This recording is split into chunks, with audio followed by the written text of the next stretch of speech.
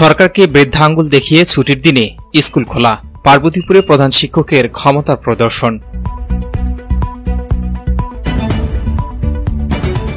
আসসালামু আলাইকুম।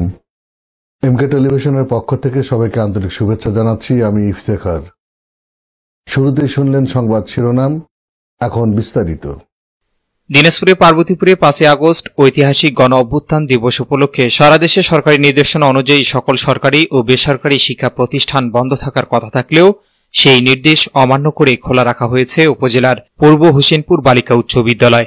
বিদ্যালয়ের প্রধান শিক্ষক ইউনুস আলীর নির্দেশে এদিন স্বাভাবিকভাবে পাঠদান কার্যক্রম চলে। মঙ্গলবার দুপুরে সরজমিনে গিয়ে দেখা যায় বিদ্যালয়ে ক্লাস শেষ করে শিক্ষার্থীরা একে একে বেরিয়ে যাচ্ছেন।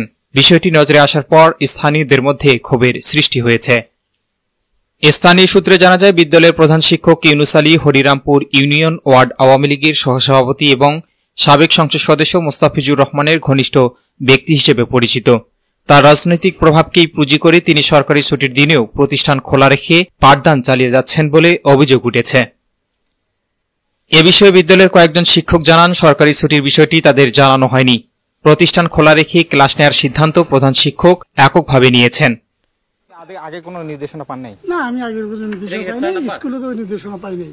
ওই তো আসছিল, হ্যাঁ, কিন্তু সাধারণরা টুকটাক করছে যে কাল তো বন্ধ হওয়ার কথা, এটা সেটা। এই পরিবর্তন তো সেটা প্রশাসনিক বিভাগে স্কুলে যারা থাকে তারাই, আমরা তো সহকারী শিক্ষক কত কিছু বুঝি নাকি। ছুটি হয়েছে কখন?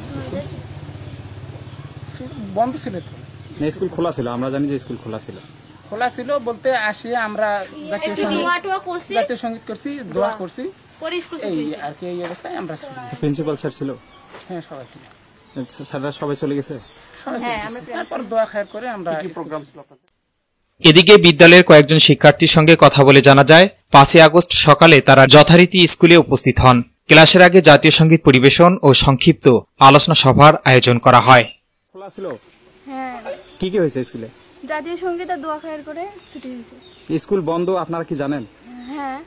তারপরে স্কুল খোলা কিভাবে? তারপর স্যার কইছে যে একটু আসেন দোয়া খায়ের করে। কোন স্যার বলছিল? হেড স্যার বলছিল। Head sir. কতক্ষণ চলছে স্কুল?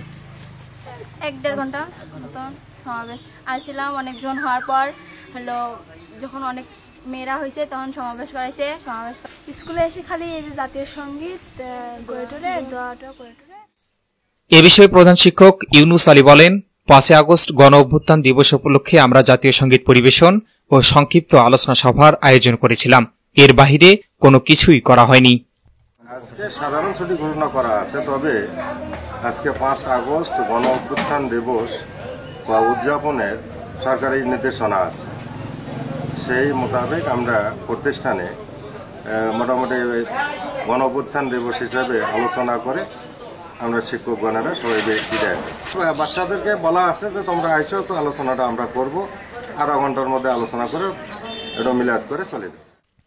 এদিকে ঘটনায় স্থানীয় শিক্ষাবিদ, অভিভাবক ও সচেতন মহলের মধ্যে মিশ্র প্রতিক্রিয়া সৃষ্টি হয়েছে।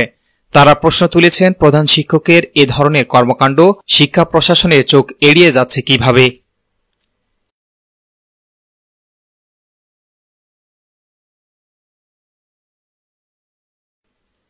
S Rahman, news desk, MK television.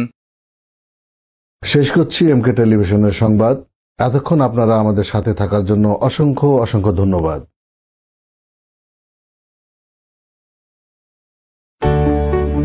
সুখবর, সুখবর, সুখবর। সুচিকিৎসার জন্য এক দারুণ সুখবর। আপনি কি যৌন, চর্ম, অর্শ, টনসিল, টিউমার, প্যারালাইস, হাঁপানি, বন্ধ্যাত্ব, অর্শ, পিত্তপাথর, মূত্রপাথর, স্তন ক্যান্সার, জরায়ু ক্যান্সার, গনোরিয়া, স্বাস্থ্যহীনতা, জন্ডিস, জটিল ও কঠিন রোগে ভুগছেন? তাহলে আজই যোগাযোগ করুন মা হোমিও হলে। চিকিৎসা প্রদান করছেন ডাক্তার হাফেজ মাওলানা মোহাম্মদ মশিউর রহমান। বিশেষ দ্রষ্টব্য, এতিম ও অসহায় রোগীদের ফ্রি চিকিৎসা করা হয়। ঠিকানা সুন্দরপীর বাজার, 1 নং বেলাইচন্ডী ইউনিয়ন, পার্বতীপুর, দিনাজপুর।